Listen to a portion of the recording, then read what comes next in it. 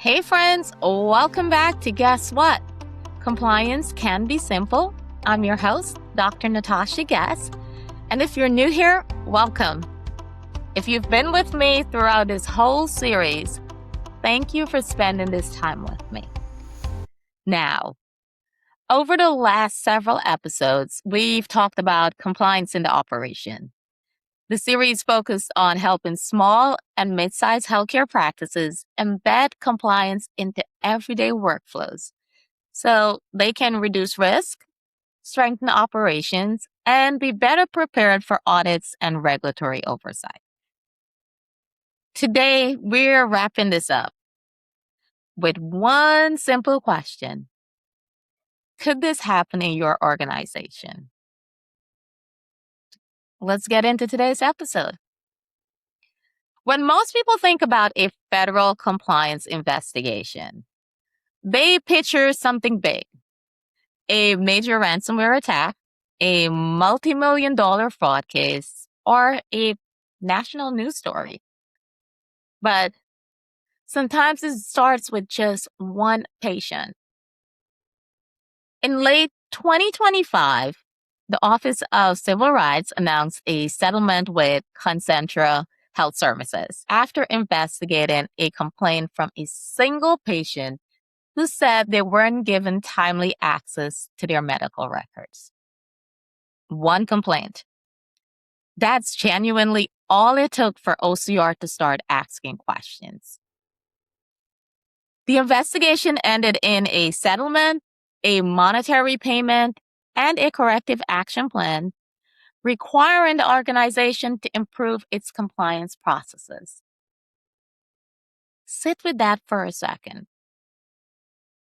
Not a breach, not a cyber attack, not thousands of affected patients. One patient exercising one HIPAA right. When I read this enforcement action, I didn't see a records request. I saw a leadership opportunity.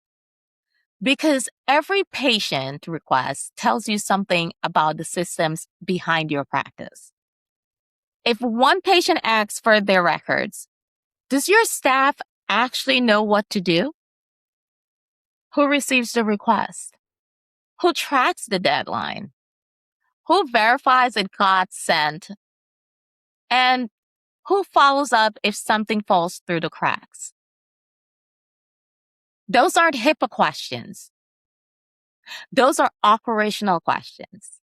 And regulators are usually evaluating the operations behind the outcome, not just the outcome itself. And one of the biggest misconceptions I hear is this: we've never had a complaint. And that's great, but it's not the same thing as being prepared. The practices that respond well when a complaint comes in didn't suddenly get organized after OCR called. They were organized before the complaint was ever filed. Documented workflows, clear accountability, training that actually reflects how the work gets done, and monitoring that catches issues before your patients do. That's what operational compliance actually looks like. Now, over these 8 episodes, we've explained what it really takes to build strong compliance operations. From understanding how regulators think and identifying common compliance gaps to strengthen documentation, we've talked about assigning ownership and building systems that support your practice every day, not just during an audit.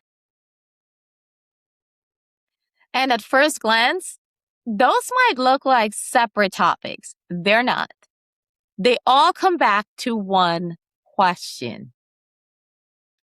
Can your practice show that compliance is part of how it operates every single day?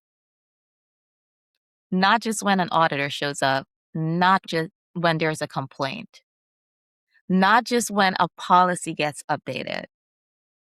Every single day. So let me leave you with one final question.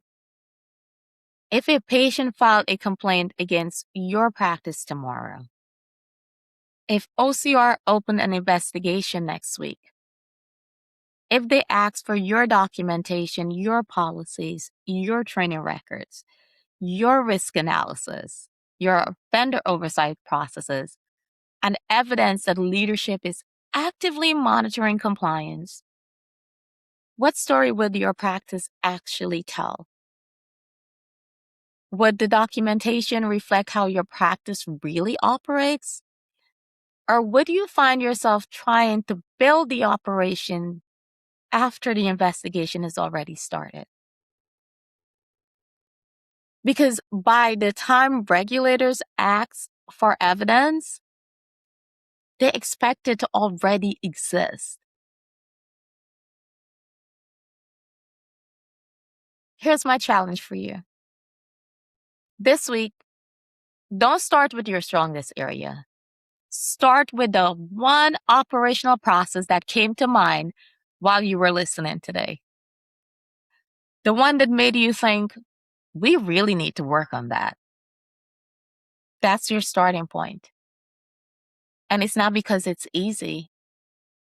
It's because it's your greatest opportunity to actually reduce your organizational risk or your practice risk. One thing I do hope that you take away from this series is that compliance was never about creating more work. It's about creating better systems that protect your patients, support your staff, systems that strengthen your practice, and systems that let you respond with confidence if regulators ever do come knocking. Compliance isn't built in a binder. It isn't built during an audit. It's built every day through the operational decisions leaders make. And that is an important one for you to understand. Now, if you've been with me throughout the Compliance in the Operations series, thank you so much. I hope these conversations help you see compliance a little differently and not as a checklist, but as an operational advantage that protects your practice, your patients, and your reputation. But if you're not confident your compliance operations would hold up under scrutiny today, don't wait for an investigation to expose the gaps. The Compliance Confidence Assessment is a tool built to help healthcare leaders find operational weaknesses before they become audit findings or enforcement actions or costly disruptions. You'll get a personalized compliance risk score and a practical action plan with clear next steps to strengthen your compliance operations. You'll find a link in today's show notes. Remember, what regulators find tomorrow is usually decided by the operational choices leaders make today. Keep it simple, stay compliant, and protect your patients. I'm Dr. Natasha Guess. Thank you for listening to Guess What? Compliance Can Be Simple. I'll see you in the next episode.